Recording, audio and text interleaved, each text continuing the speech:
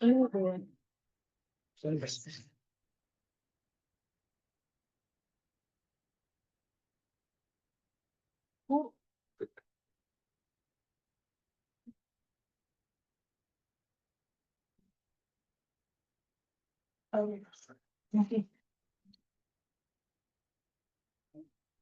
listen that. Yeah. Line art. Yeah, he ran over to get them like started. I think I had. His dad, Well, my son took my notebook. what is that choice? Yeah.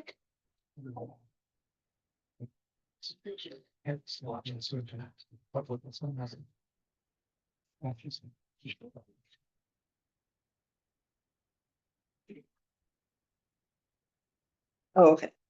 All right. Call to order. It is Monday, October 6th at 3:49 PM. We'll do flexibly.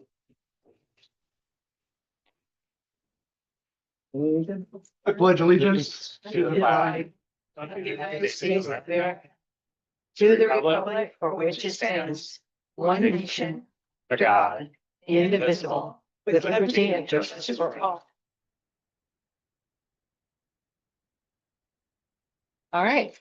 Thank you, guys. Thank you, everyone, for being here. Today, we are doing a public hearing of argument.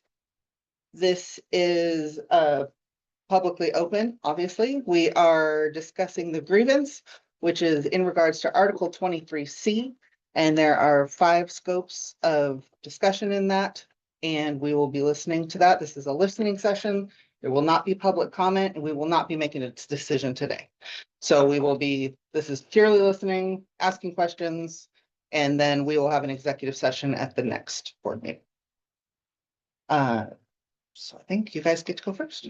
All right, so before we officially begin, the union would like to ask for clarification on the hearing format. Specifically, we want to confirm that the BEA and the grievance will have an opportunity to respond following the district's presentation. That opportunity is important because this process under Article 18 grievance procedure is designed to ensure that both parties are fully heard before the board makes a decision. These educators are the individuals directly affected by the transfers, and they can provide firsthand context that will help the board reach the most accurate and fair conclusion. Okay, so you would like to add a 2.02, which is rebuttal, basically? Sure, yes. Thank you. Okay, so now that is an deletion to the agenda. Can I have a motion to approve the addition to the agenda? I so move. Second? Second that. Okay, all in favor? All those opposed? Okay, motion passes. Okay. So good evening, Chair, members of the board, superintendent, and community members. My name is Chico Robinson, and I represent the Bandon Education Association. Tonight, we are here under Article 18, the grievance procedure of the collective bargaining agreement to present our level 4 grievance regarding involuntary transfers. So we bring this to the board not lightly, but because the contract was violated. The harm was real, and prior levels of this process have failed to remedy these violations. This hearing is both a matter of contract enforcement and of leadership accountability. So a little background and the timeline. On May 22nd, 2025, multiple educators, including Ashley Pearson, Nicole Guzman, Kate Hawthorne, Kaylee Curie, Zachary Volk, and others were involuntarily transferred by the district.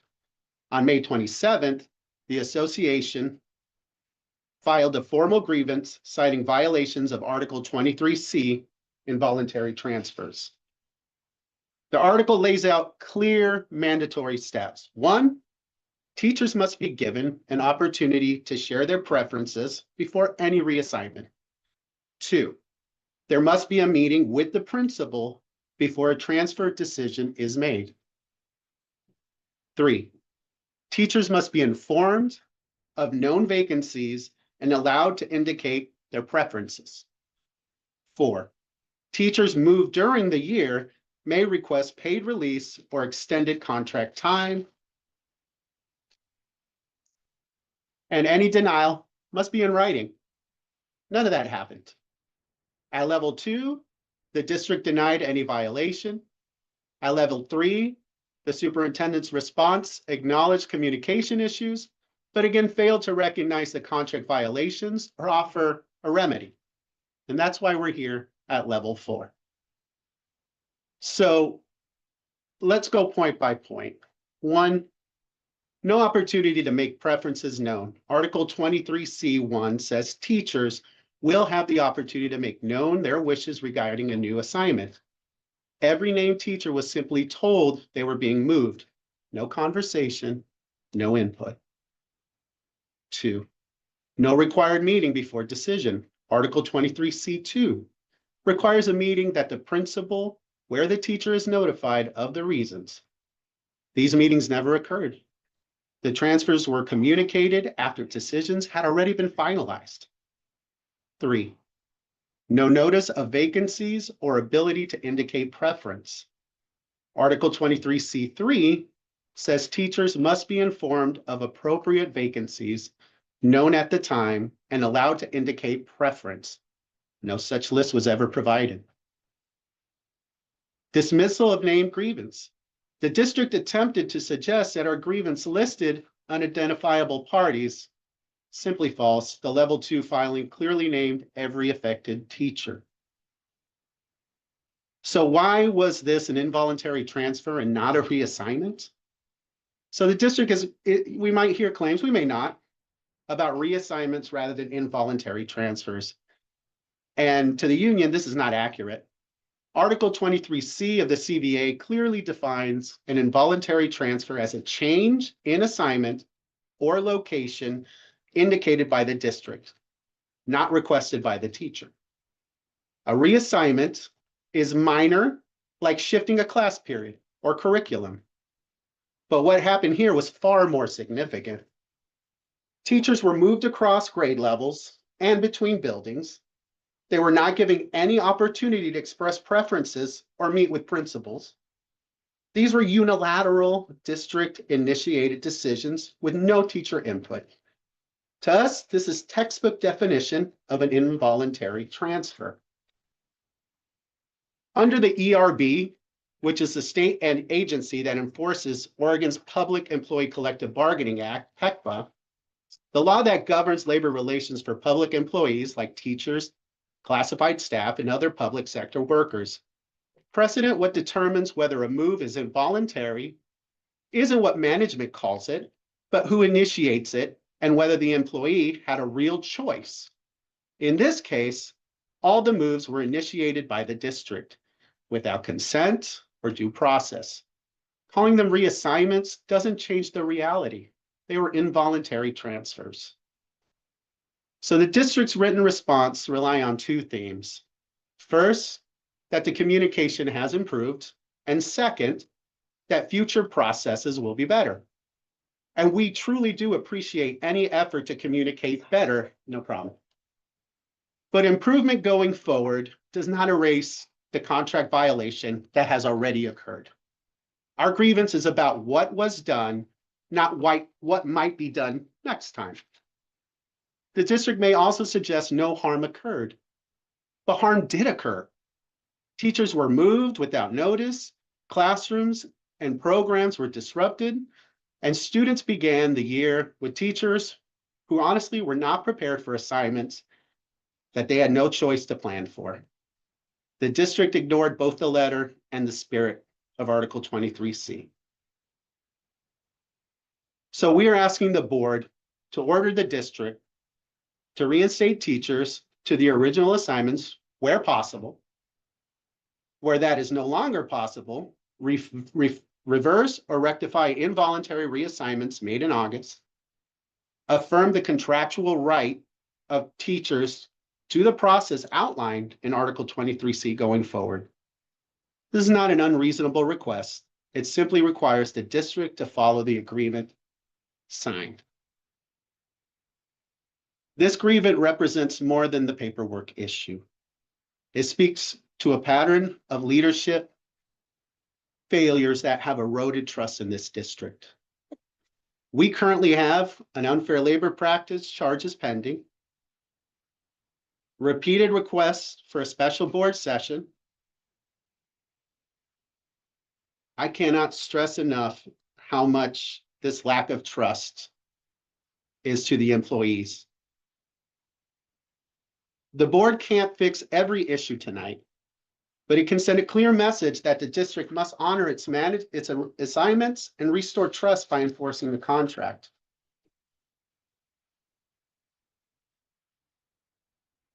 The facts are clear.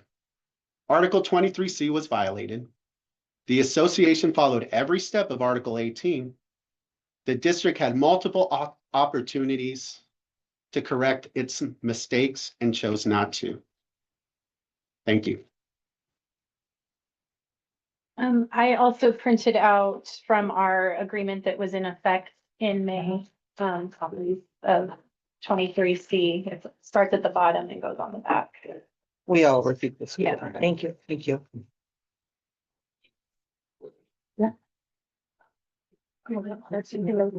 Sorry, I haven't bottled again. Sorry about it. My name is Kaylee Carey, and I am currently in my third year working for Grievance School District. For the past 2 years, I taught 6th grade at the middle school, and this year I teach freshman and sophomore English, as well as yearbook at Bannon High. I also coach high school softball and middle school football. I would like to begin by expressing my gratitude for my current position. I truly love working at the high school, and despite everything that led us to this point, this has started as the best school year I've ever had. That being said, I teach students about accountability and doing the right thing, and I would be a hypocrite to not stand up for what is right and remind others of the importance of being held accountable for their actions. Unfortunately, it took us reaching grievance level 4 before we were given the opportunity to speak to the school board. Contracts are legally binding, and according to Article 23C of our contract, it says, quote, before a teacher is involuntarily transferred, there should be a meeting with the principal. We should get a chance to give our input about assignments, and we should be told about available vacancies, end quote. In my case, none of that happened. I was not made aware of anything like this prior to that email I received on a Thursday at 3:30 p.m.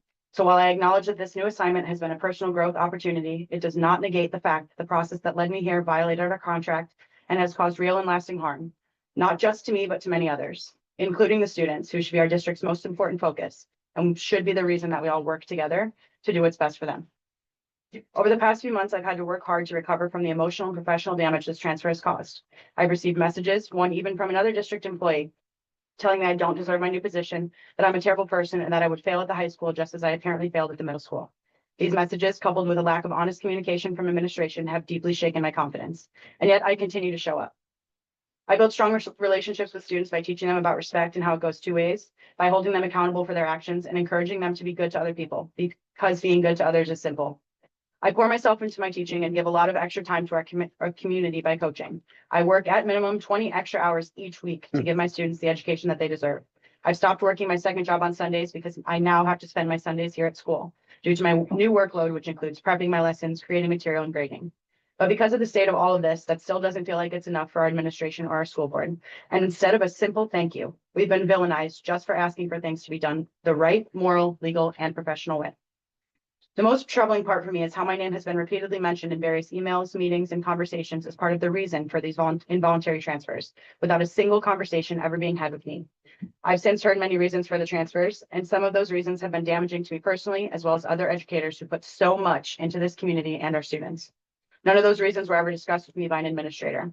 If there were concerns, why were they never addressed directly? And more importantly, how are we supposed to improve if the leadership fails to communicate clearly or offer support? One of the main reasons that have been thrown around is test scores. Standardized tests do not reflect the full picture of student growth or educator effectiveness. I challenge the board to actually be present in our classrooms, see firsthand the learning, the growth, the connection, rather than relying on data that often fails to represent reality. The silence, rumors, and lack of transparency have made this district feel like a hostile place to work. That is a sign of a deeply toxic culture, and it must be addressed. This district has a habit of only addressing mistakes being made when they're teachers. I know that I am not alone in feeling this way. Several educators have expressed fear of speaking up due to potential retaliation, including myself. Whatever retaliation comes for me, so be it. I'm going to do what's right for our students, as they all deserve better from us. We as educators are committed to giving them our best every day, but that becomes increasingly difficult when we are dismissed, disrespected, and undermined by those in leadership. The lack of accountability and honesty from administration is deeply damaging, not just to staff morale, but ultimately to our students' learning environment. Most comments and opinions have continued to stem from those not in the classrooms every day, from those not spending their free time working for free in order to do their job well for our students. I remain hopeful that today marks a turning point. I hope our administrators begin to truly listen, to acknowledge the harm that has been done, and to take meaningful steps toward repair. I hope the school board holds leadership accountable instead of only teachers and ensures our contract is honored moving forward. My final hope is that the people that are licensed, educated, and do the real work with students daily start to be listened to about what is best for the students instead of continuing with this idea of teachers being the villain. At the end of the day, I love this job, I love my students, and I am proud of the work that I do.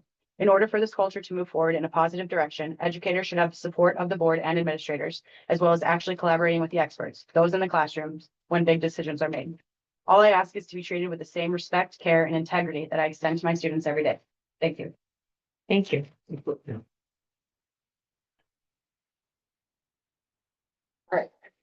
Hello, my name is Ashley Pearson and I taught in the Bandon School District for 8 years. I started at Harbor Lights Middle School where I had a truly awful experience for 3 years before I was able to make the move to the high school. While at the high school, I taught 9th and 11th grade ELA. I taught dual credit college writing for 2 years before I began to teach the dual credit speech and debate class. For both dual credit options, I paid for and took college credit classes after my move to qualify to teach those classes. I was also the coach of the speech and debate team who took second place at state my first and second years as the coach. And last year in my third year as coach, we took first place at state. I also ran the yearbook at the high school and briefly coached the cheerleading team. According to our contract, Article 23C says that before a teacher is involuntarily transferred, there should be a meeting with the principal. We should get a chance to give our input about assignments and we should be told about available vacancies. Specifically, point 3 reads, an involuntary transfer will be made only after a meeting between the teacher and the principal, at which time he will be notified of the reasons for transfer. I find this point particularly important. None of these items listed in our contract occurred in relation to my involuntary transfer. I was not spoken to about the possibility of moving before the email came to me telling me I was going to be moved. I was not given a chance to speak about assignments, nor was I told there's any possibility of consideration of changing teachers around at all before I received the email on May 22nd telling me I would be transferred. In fact, in the weeks and days leading up to this email, every indication was given that everything was normal and on track for me to continue at the high school in the fall. I was asked on May 9th to complete dual credit certification steps with OIT. They approved me after the involuntary transfer email had been sent out, and after asking Dr. Dockery what I should tell them because not responding looked poorly on me, I was told they would speak to OIT, and then I received an email that my dual credit approval had been rescinded. If you recall, I mentioned point 3 of section 23C in our contract. The morning of May 22nd, I had my end of year evaluation with Dr. Dockery, where I received all 3s and 4s, a great evaluation for what I felt had been a great school year. During that end of year evaluation meeting, Dr. Dockery and I spoke about my plans for the next school year and the high hopes and expectations I had on increasing the rigor with the freshmen and juniors that I taught. Then, not even 4 hours later, I received the transfer email where Dr. Dockery wasn't even in the building. I never felt more disrespected than I had in that moment, knowing he'd engaged in a conversation about the following year when he knew this was not the district's plan. The contract language is clear about conversations occurring before the transfer happened, and this demonstrates how blatantly they violated the contract. I was not asked about my preference, and to this day, I have not been given any justification on why I was being moved. When I met with Dr. Dockery after the email was sent out, I was told I would be allowed to continue to coach the speech and debate team, but that I would not be teaching the class come fall. I was also told they thought I would be excited about my move to the middle school as they had only heard great things about my time there. I told them I thought this was odd, and I don't know who would have told them that. Only a few teachers from my time even remain at the school. Anytime I've talked about my time in the middle school, it was clear I was unhappy and why I actively sought to move to the high school. I explained my preference to remain at the high school and that under no circumstances was I interested in returning to teach at the middle school, that I knew I would not be effective as a teacher there as I knew myself to be at the high school. This preference was dismissed and there was no option for collaboration given. Even later, when they changed their mind about the speech and debate class following community outcry, and I was apparently going to be teaching it while a teacher at the middle school, I tried to bring solutions to problems they felt existed. My ideas were disregarded. My expertise meant nothing, and they knew what was best. Now, dual credit speech is not offered to the students of Bandon High School. After this meeting, where no clear justification or productive conversation has had, I only spoke to Dr. Dockery one additional time, where I tried to offer continued solutions for the speech and debate class and made it clear that due to what was happening, I had begun to apply for other jobs as I was not interested in returning to teach at the middle school. Then I did not seek out further meetings. I felt there was no point and we had begun the ULP process. I had made myself clear that I had no desire or intention to teach at the middle school. And every conversation that I had been part of since the involuntary transfers were announced, it was very clear that the district does not care about my thoughts, opinions, or my expertise. I want to be clear that this is not a reassignment as some people have implied. That would be within the walls of the high school and something entirely different. This move to the middle school was an involuntary transfer and the proper procedures were not followed. I was devastated to make the decision to leave Bandon School District. It wasn't until these meetings where it was made clear my expertise would not be considered that I began looking for work. I had planned to spend my entire teaching career in Bandon. My mom, on more than one occasion, has asked me if I would ever look to teach somewhere else, perhaps in a bigger city, and I always told her no. I had built a life in Bandon, and I consider this town my home. I want nothing more than to be done with this, to be able to move forward in my new job and not have this situation looming over me and my former colleagues. The right thing for the district to have done was to reverse course back in May when this began, but they made the decision not to do that. There's no easy way to correct the problem now. Even if the district were to offer me my job back, I would decline. As I stated in my resignation letter, the circumstances surrounding my involuntary transfer to the middle school eroded any remaining trust I had in district leadership and placed me in a position where I could no longer envision a sustainable or fulfilling future teaching within the district. I continue to be part of this grievance in our ULP because I feel an obligation to hold the district accountable to make sure this does not happen in the future. The contract language is clear, and it is clear that the district violated my rights as a contracted employee with the way my involuntary transfer was handled. I'm asking the board to hold the district and the administration accountable for violating our contract and for the harm that they have caused. Thank you. I do need to step out. I have to head to Medford tonight for my job. If there are any questions, I would love to answer them before I step out. But I do have to leave. Yeah. Thank you. Thank you.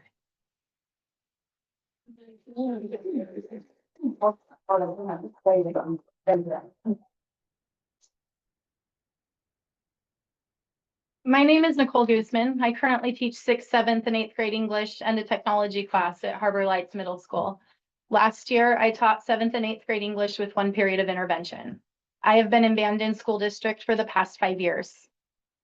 Article 23C3 has been quoted a lot, but I want to quote Article 23C4, which I feel like is especially pertinent to my situation, as it might be argued the semantics of transferring versus reassignment. Article 23C4 makes it clear that both reassignments and involuntary and transfers between buildings are covered under Article 23. It says teachers being involuntarily transferred or reassigned will be informed of appropriate vacancies known at the time the transfer decision is being made.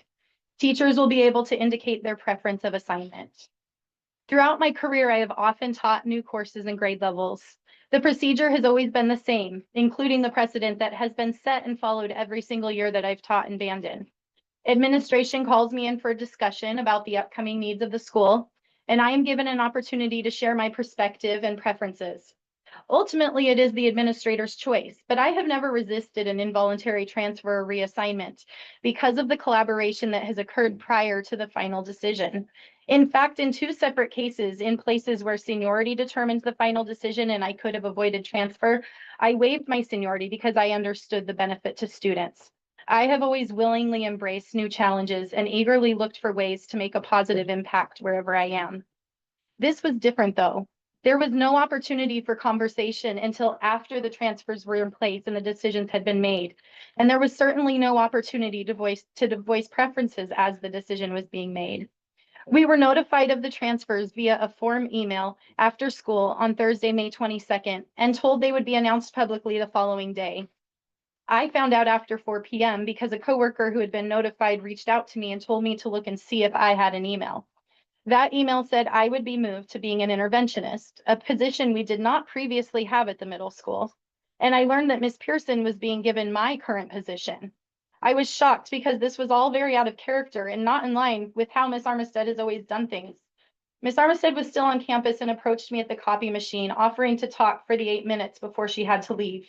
Dr. Dockery was unavailable at his site. The procedures of Article 23 exist in the contract, not only to protect teachers, but to protect the quality of education that we provide. Teachers have insights that administrators do not. We are often able to see potential problems or incomplete elements in their plan because they don't have the full level of understanding that we do from our vantage points. Collaboration is absolutely essential and beneficial to our students because the knowledge we each bring from our different perspectives.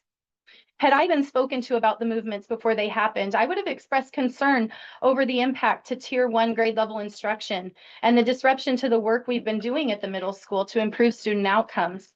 I would have also questioned creating a new position in a time of budget troubles, because though I was definitely willing to eventually teach intervention, spreading teachers too thin would also impact the quality of instruction.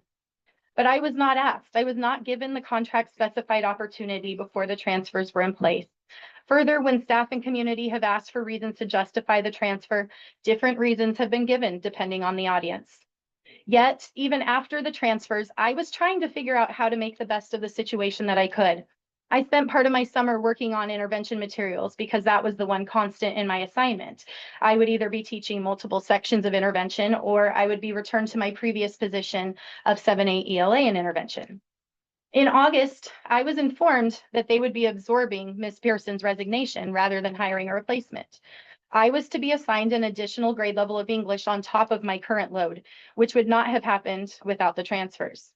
I met with Ms. Armistead and Ms. Schmerer along with my union rep to discuss the changes.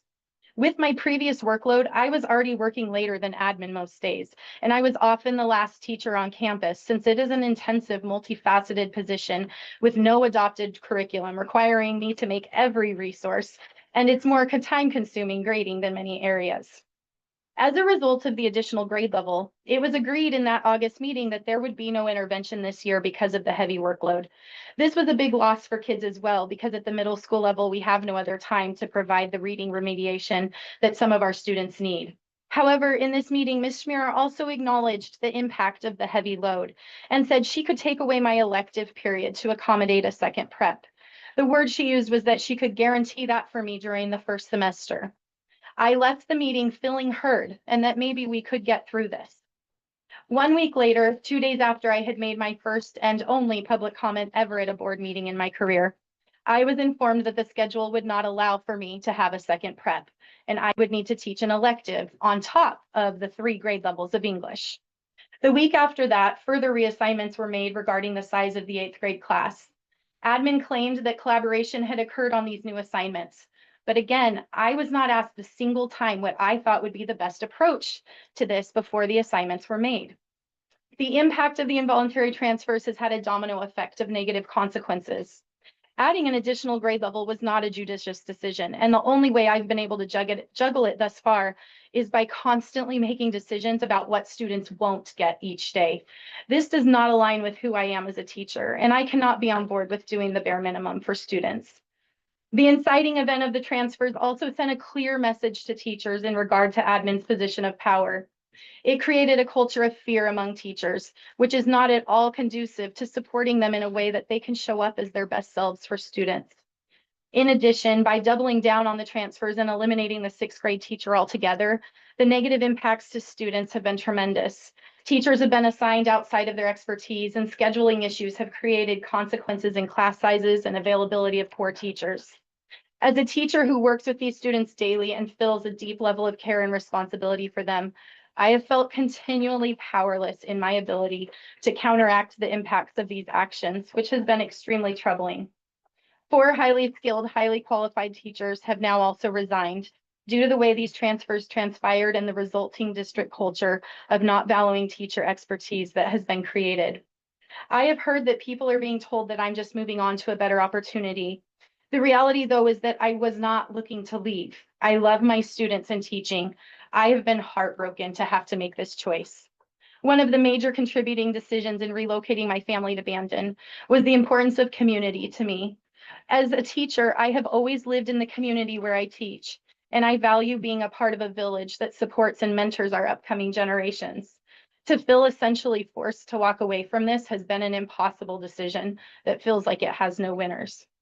My resignation was a direct result of these transfers and the myriad of negative impacts they created.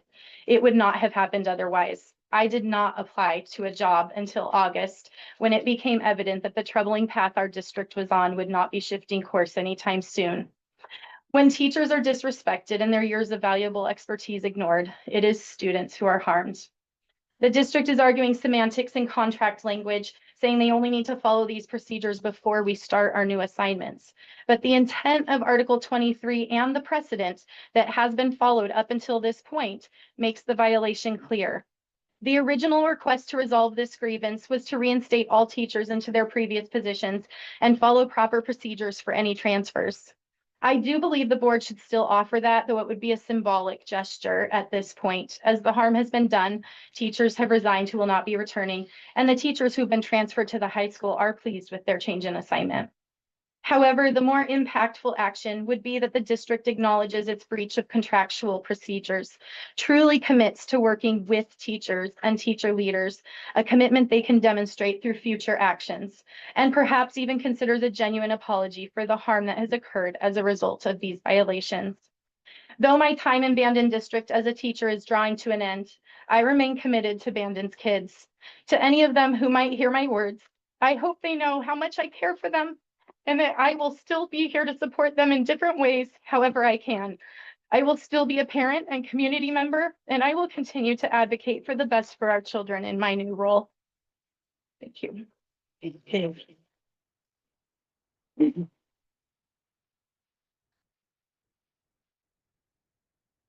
Superintendent, administrators, board members, colleagues, and community members.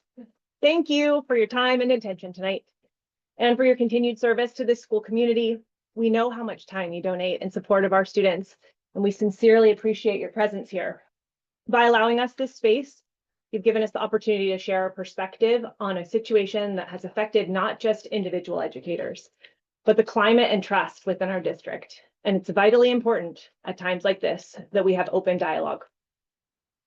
For those who don't know me, I'm Kate Hawthorne. I've been a teacher for over 15 years, including a decade at Bandon High School. Most recently, I taught for 2 months at Harbor Lights Middle School.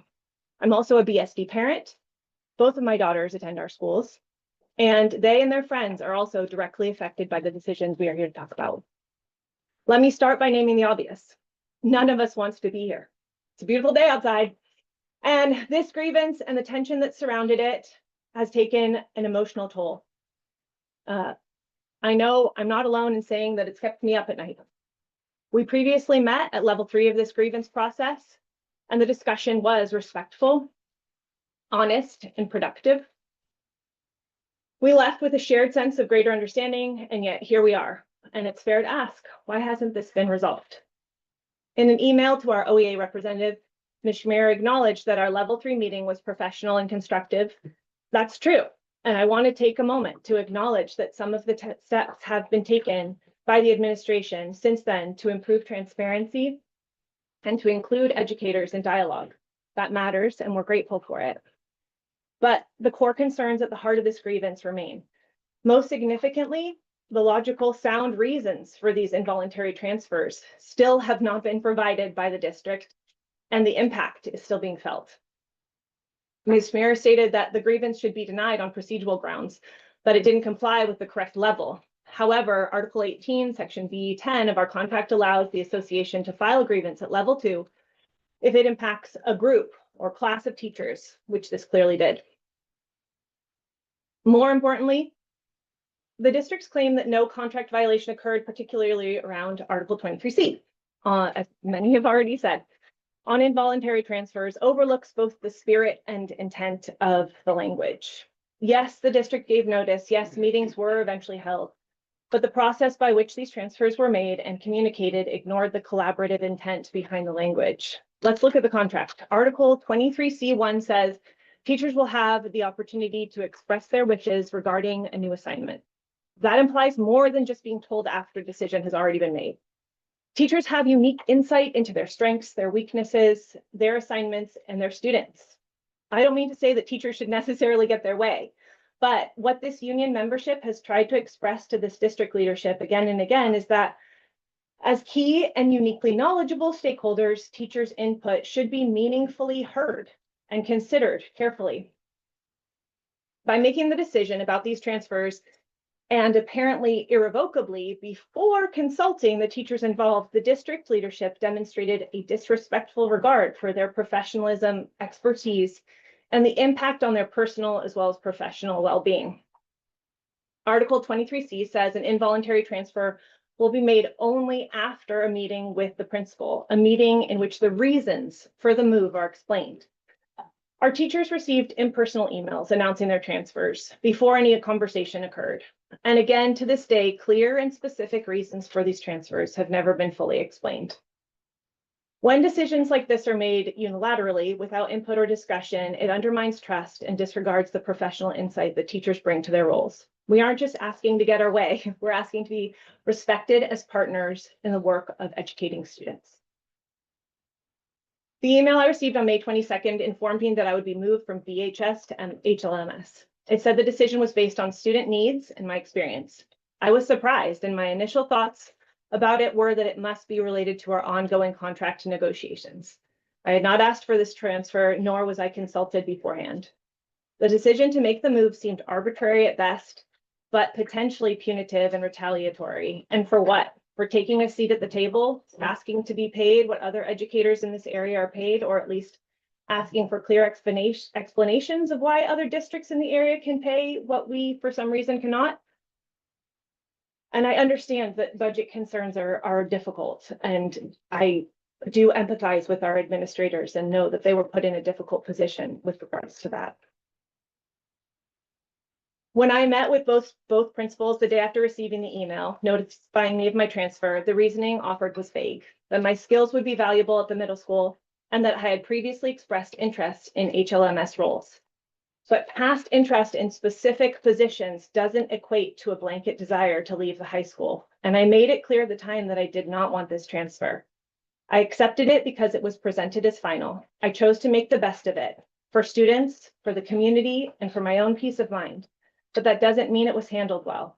Rumors were spread that I wanted this move, a misleading narrative about me that was not my own and that could have only benefited the district. And while I have grown to enjoy teaching middle school students sincerely, more than I expected, in fact, the important point is that this change was never presented in a way that really helped me understand how it would benefit students. I was not given agency and I was not given a voice. In the May 23rd staff meeting, the day after the emails about transfers were sent out, the tension was thick. Teachers raised their concerns about the lack of transparency and the top-down nature of these decisions. I referenced my own graduate coursework in educational leadership, where the very first thing that I was taught in my very first class was that shared decision-making is the foundation of healthy school systems. What happened here was the opposite. This isn't just about where teachers are placed. It's about how those decisions are made, how they're communicated, and whether they're rooted in shared values and mutual respect. I entered this school year already employed elsewhere without a signed BSD contract and still committed myself to doing right by our middle school students. I was doing two new jobs, one that I chose and one that I didn't, and I received little in the way of support or acknowledgement from district leadership. Still, I stayed focused on students. I tried to give the benefit of the doubt over and over again, but in the end, what is left is a broken process, unclear communication, and a decision that left teachers feeling disrespected and expendable.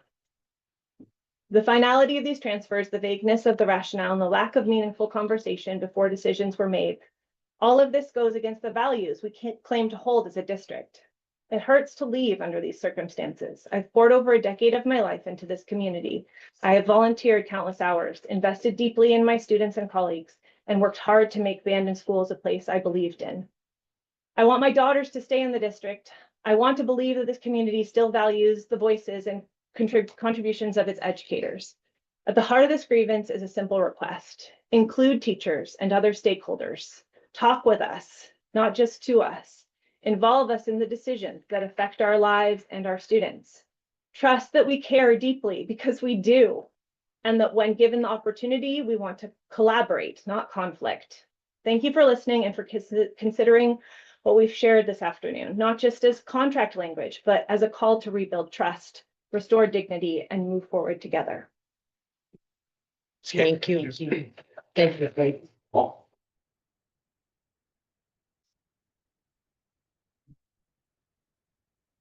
Hi, thank you all so much for your time today. we've wanted to talk as a whole group for a long time. I'm Jen Els. I teach art at Bandon High School. I've worked for the Bandon School District since 2001. This is my 25th year here. I've worked with several different superintendents and principals. I've seen the school board move through many changes. I've always felt very supported by our school board, and I've always believed that the school board puts kids first, just like we do in our classroom every period, every day. Bandon High School has a history of teachers needing to step up and teach a period or two outside their subject matter, a new class. Past practice has always been that the principal speaks to anyone involved in a schedule change or a transfer well before the decisions at the admin level are made or finalized. For example, several years ago, when our health teacher here, health teacher of 32 years, retired, Principal Belletti asked teachers during a staff meeting if we could maybe cover the health classes and avoid hiring a health teacher for that next year. We sat with that, we talked about it. After discussion and deliberation over a few weeks, 3 of us agreed to teach a section of health for a year. It was really hard, but we did it and asked if we could maybe hire a health teacher or use the, actually, Jordan Salmons is an endorsed health teacher. So he's like, Jordan, you know how to do this. It's really hard. But that's the way it went. That was past practice. That's what we expect. That's what has always happened as far as my time here. Past practice shows a strong history, a history of strong collaboration between administrators and teachers. Principals have asked me to teach a variety of different classes besides health over the years. And I've also asked to have different classes added to my schedule that I thought would benefit our students. These conversations and collaborations are critical to the success of our schools. On May 22nd, I was on a bus on the way from Crater Lake back to Bandon. Catfield and I had just taken students on a rafting trip down the newly undammed Klamath River and hiking and exploring around Crater Lake. We were actually the first rafting trip on the undammed river. It was pretty epic. This was an overnight trip, which requires an enormous amount of energy and hours beyond contracted paid time. These trips are incredibly enriching for our students, and I've had the opportunity to chaperone trips to the Oregon Shakespeare Festival in Ashland, hiking trips in the Redwoods, Yosemite National Park, and local places along the coast, to name a few. Until last year, I never really considered not doing these trips, even though they put a large strain on the chaperones and are really very stressful. Coming back to Bandon last May, I checked my email to see what I missed over 2 days away, and I read an email from Sam Dockery stating that I would be teaching 2 periods of middle school art for the 25-26 school year. I was shocked with this news because I had recently that week had my evaluation with Mr. Dockery, and he didn't mention any changes to my schedule. When I learned that my BHS teaching partners, Kate and Ashley, received a similar but more dramatic email, I was gutted. In Bandon, teachers aren't moved from one school to the next without many conversations. The next day, we had an afternoon in-service, including a staff meeting. Before the meeting, several teachers asked me about the transfers and were visibly shaken. They mentioned feelings of disrespect and worry that this sort of move could happen to them. We hoped that in the meeting, the reasons for the transfers would be explained. However, Mr. Dockery would not discuss personnel issues as a group. I pressed that these moves affected the entire staff. Other teachers also questioned these decisions, though many teachers remained silent and appeared fearful. When this staff meeting ended and we didn't have any answers to why the transfers happened, teachers who had been silent in the meeting caught me in the hallway, tears streaming, words of fear and shock and concern for our future. One teacher said that they would no longer participate in union events. Excuse me, let me say that. They wouldn't participate in union events in the middle of bargaining, where support of every teacher is so important, for fear of retaliation. I don't know if it's been pointed out that Ashley was the president of the union and I was vice president and Nicole secretary, treasurer, and Kate was our note taker. So a significant number of us were in union leadership during bargaining. Another teacher who has experience in large school districts said that they had never seen moves made with so much callousness. As I write this, I'm thinking, oh, will admin figure out who am I writing about and will that cause problems for them? This in itself is a red flag. I don't feel fully supported, respected, or listened to since the transfers. I feel at any moment I could be handed a job change. I feel my role as union vice president and now president has opened me up to future retaliation. I'm a senior teacher who knows their subject matter deeply.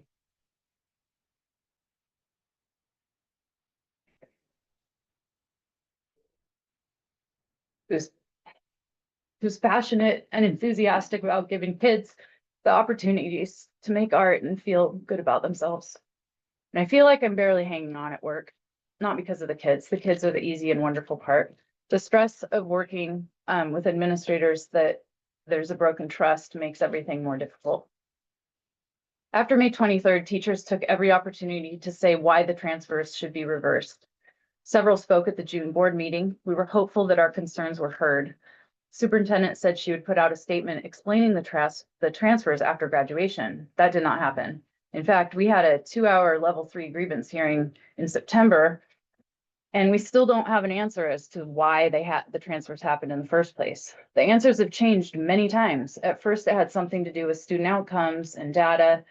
We can't look at a small sample of data and determine where a teacher would be most effective.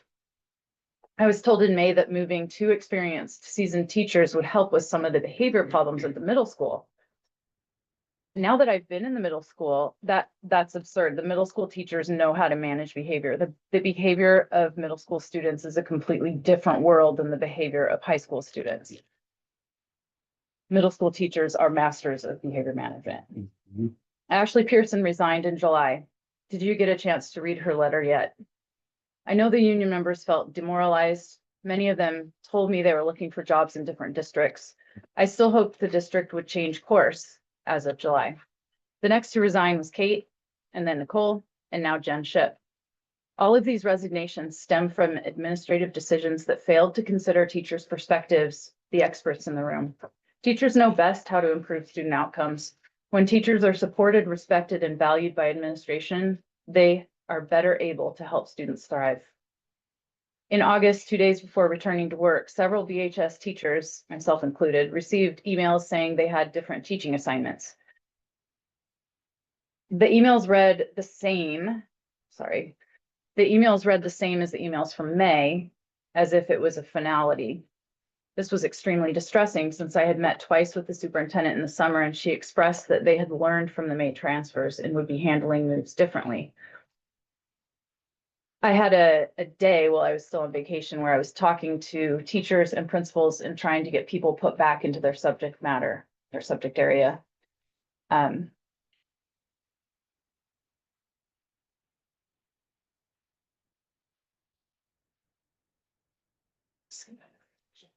was told I would be teaching 8th grade ELA in addition to the art classes. After explaining to Mr. Dockery that I could not prepare for one period of ELA, something that I hadn't taught for 17 years, and still prep for ceramics, drawing, and painting classes, he agreed to talk to Mrs. Armistead.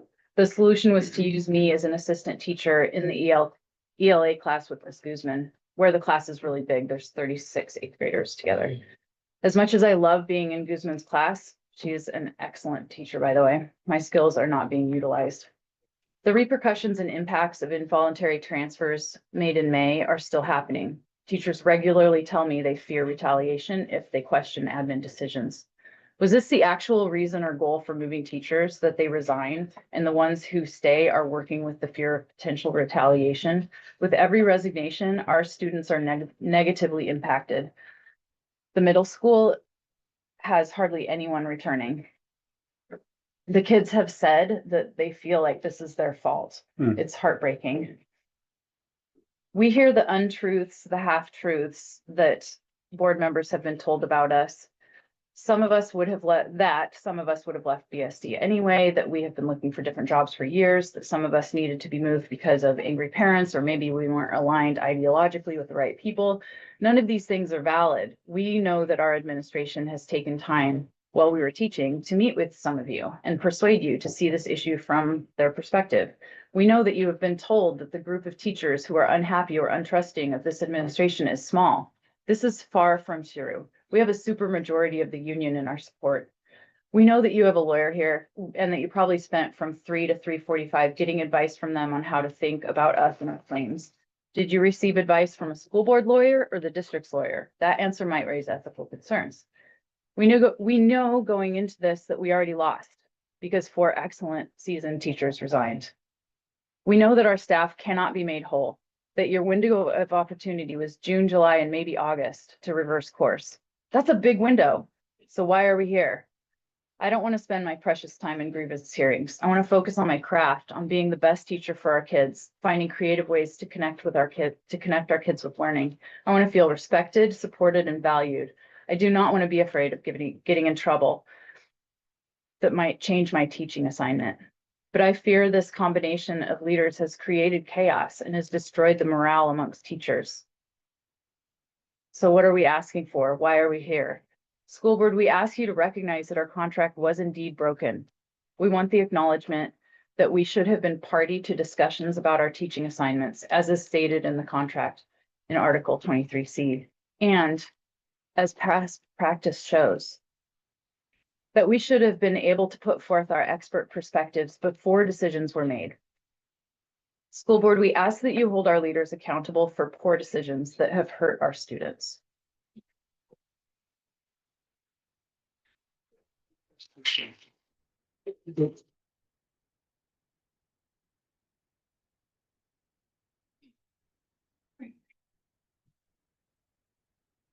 Okay.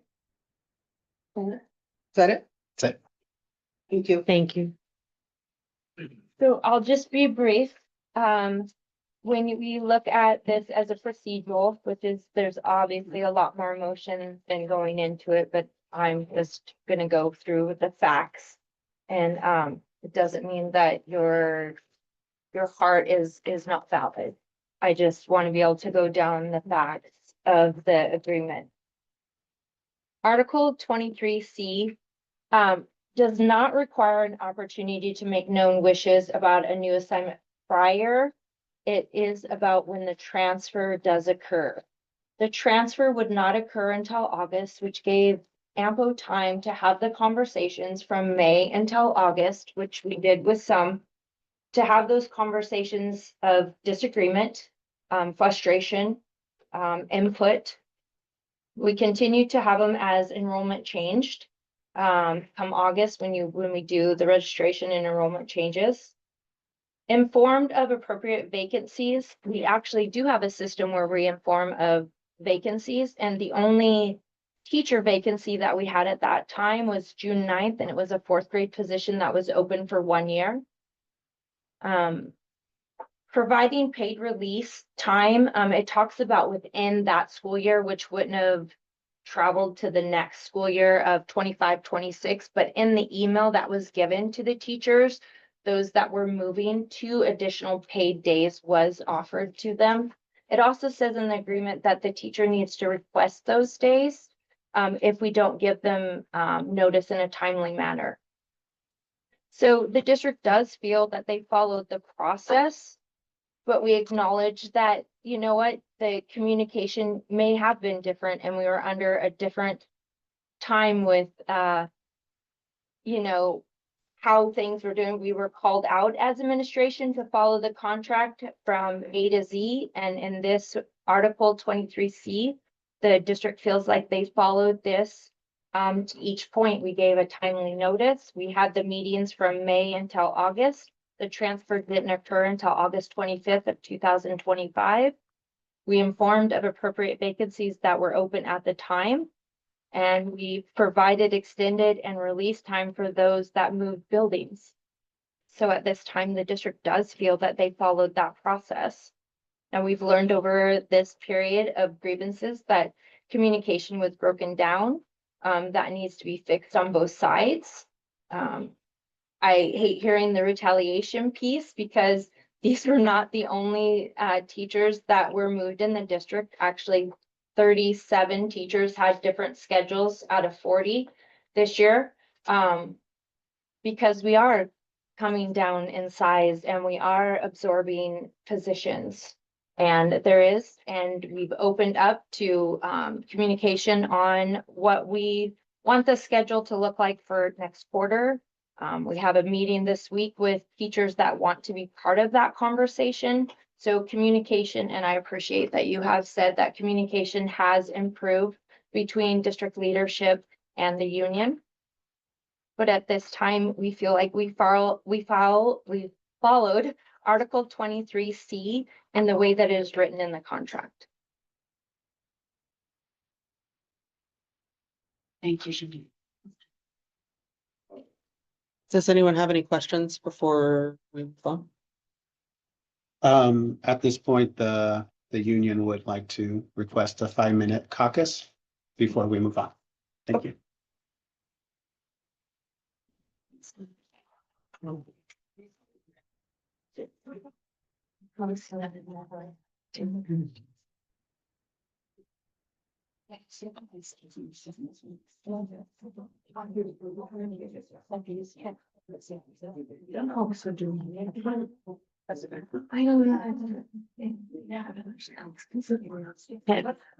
I didn't know that they did that. You know, should we ask people back there if they can hear what's going on?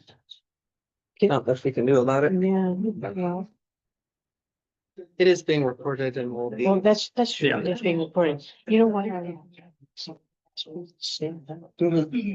think I would do that because when these people are talking this direction. Mhm. That's what I was like, oh. Well, maybe I'll take this moment to. You can. Thank you. Man, You may be excused.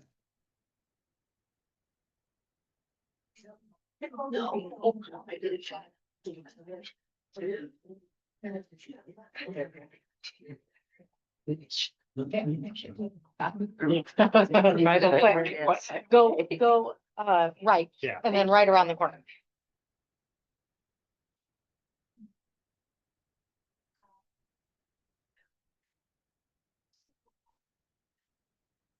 How's your travels, John?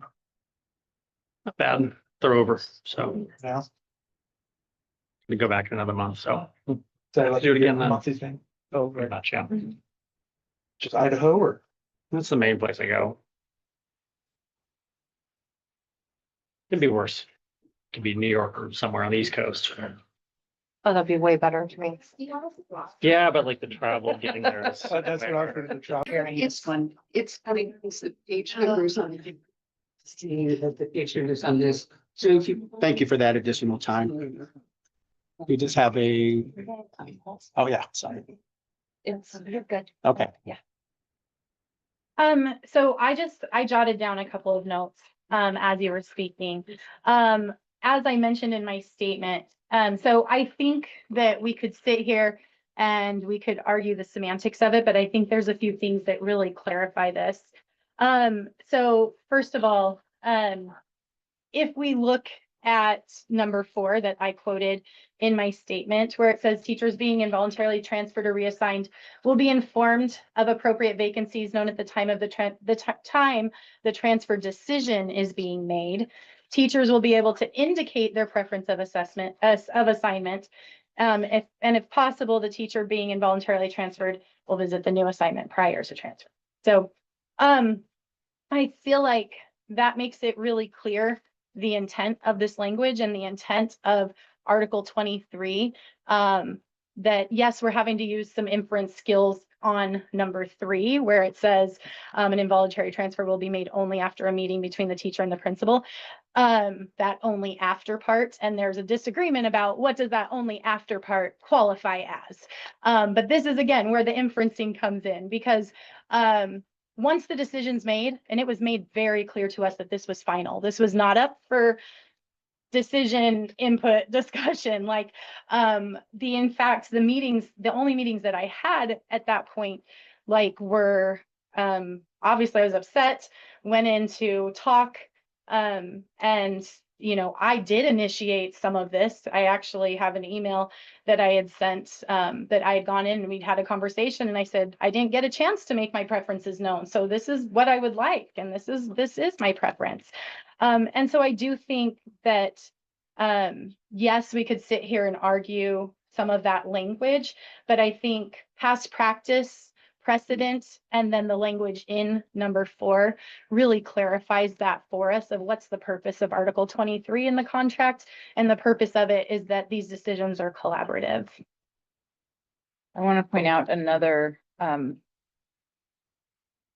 detail in that, saying that timeline of teachers will be notified before the transfer. And if you call the transfer time the first day of school or the first day back to school, that's not a reasonable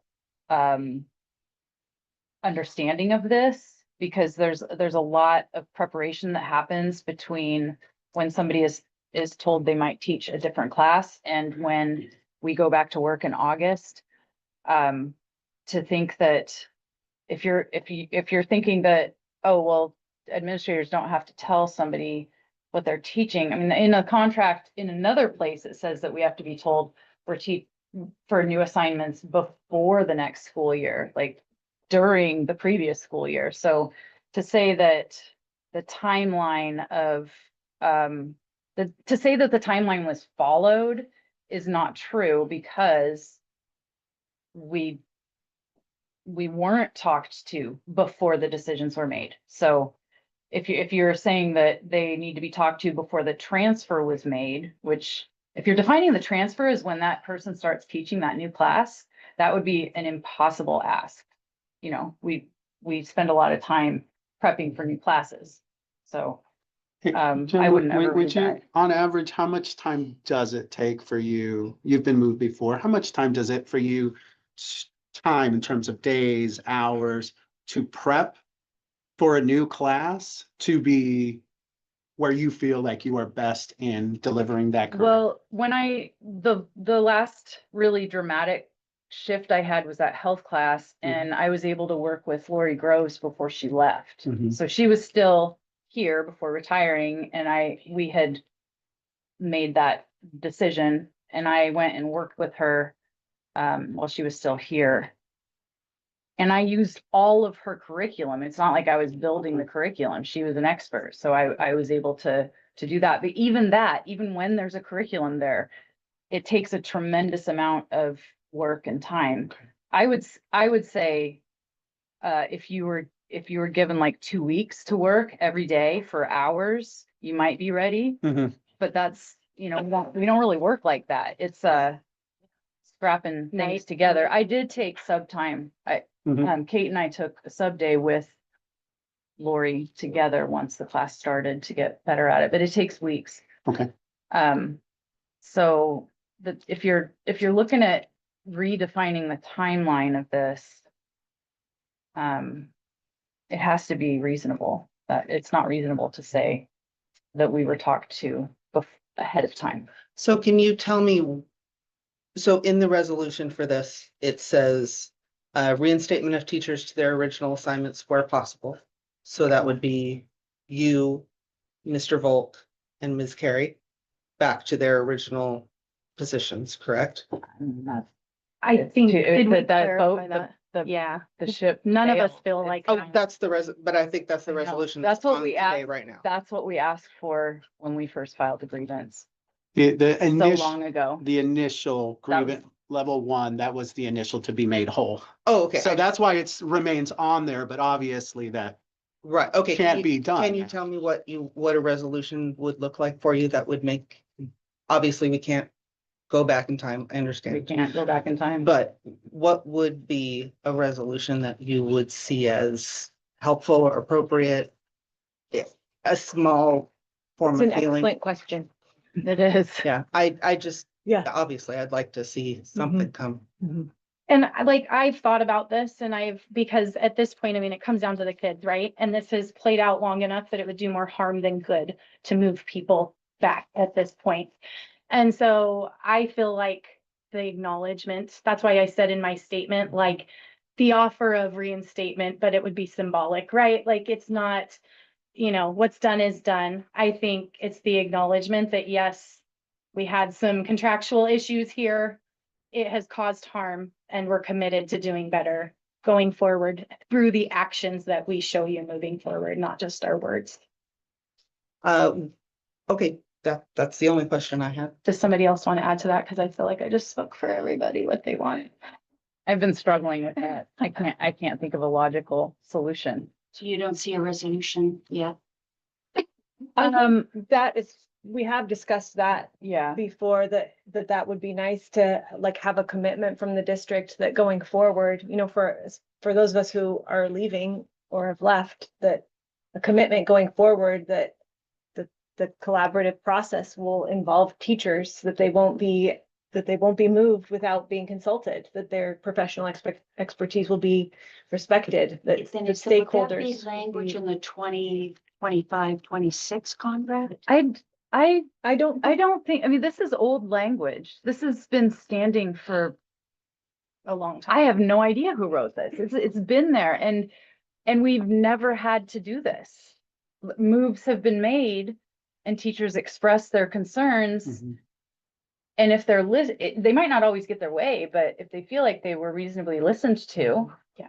then it's not And an there issue. were We've good never had to reasons. bring this I mean, up. the thing is, there didn't Mhm. seem to be really good reasons that were Mhm. presented to us. Well, the good reasons. I got confused on that actually from the variety of inputs. I heard that there were no reasons given, but then in the same breath, I heard that there were many different reasons and none of them are adequate. So I am. None of them confused a were, little bit by that. I think language. the reasons were very vague. So I think The it didn't reasons feel like, were, like, student outcomes was given a lot. It's huge.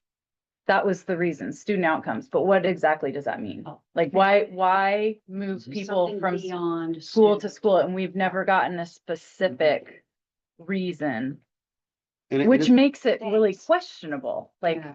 what? Well- Yeah, we don't know. There was no financial gain to these moves. And when, again, making a decision, you as a board, you really have to take in past practice. Everyone on here has, at least, or the majority have said that in the past, it was communicated prior to a move. That's And part of past practice.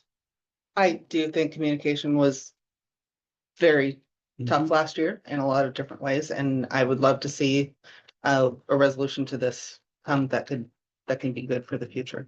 If nobody has any other questions, we will not be making. I have a decision. question, Yeah, sure. actually, Hey. So I think this question is probably mostly for Chico and Shauna. We'll try to speak up so everyone else can hear it. So at point 3, where it talks about transfer going to be made after a meeting between the teacher and the principal.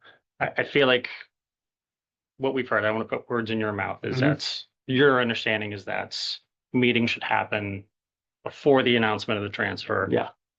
Shauna, the way you described it was some of those meetings happen in May and on into the summer as well. Mhm. So I think for the 7 of us, how would you recommend maybe we navigate those two thoughts?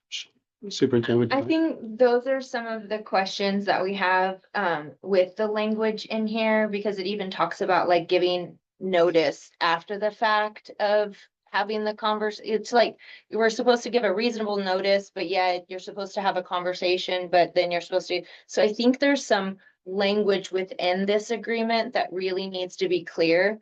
And I've talked to Chico about this, and a couple of the things in this is to actually do an MOU and write down the steps that both of us are clear about. And then there's no confusion with that, because this one, there's also 2 other places within this contract that talk about, like, if I tell Jen, next week we're gonna have to switch out of ceramics to this, and it's less than 30 days, then I have to, if she requests up to 3 days, I have to give her up to 3 days. So there's just little parts in this contract that are kind of confusing that I think would really help our communication to know exactly the steps that both parties want to respectfully take, so we're doing it right, would be very beneficial to us. And along with the grievance too, we talked about that, like our grievance is, I think, one of the very few in the state that have a redundant step of 2 and 3. Usually it's just 4 steps, and we actually have 5 steps in the grievance. So there was a couple things that we communicated about that would really help set the communication for both parties to know. We have new administration and we have new BEA, officers to where if we really sat down and know exactly what that language meant, I don't think there'll be that miscommunication. I'm sorry, I didn't mean to, like, I didn't want to come up with the resolution right now, but I would like to know, we're gonna have the next week to discuss, you know, to think amongst ourselves. If we have questions, we So are. your able to question, I answer. think it just comes down to dignity and respect. Yeah. Dignity to say, hey, this is what we're thinking. Can you come on in? Let's have a chat. This is what, you know, let me know. Let me say, you know, Miss Jen might say, oh, no, you don't want this, you know, this with this, because this could happen. Again, everyone on this side does not even, and again, and I say this with this side too, I'll say me too, does not even come close in knowing the expertise and the knowledge of what happens in those classrooms. The teachers are their doctors, they are their friends, they are their teachers, they are their psychologists. They know day in and day out about what is happening in that classroom. So for them not to even be asked, it just, and again, might not be the answer you're looking for, but to me, it just comes down to dignity and respect. They should have been asked. And do you have anything else? Okay, I do want to thank you guys so much. Thank you for your your time. testimony. I really appreciate it. Yes, can I have a motion to adjourn the meeting? I'll move. Second, all in favor? Thank you. I was envious. I'm gonna do that. So my son Uh-huh. took my Oh, notebook, their game then. so Yeah, it I. is. No, that's their game. Excuse me. That's how it goes. Just so you guys know. The only I would room check it.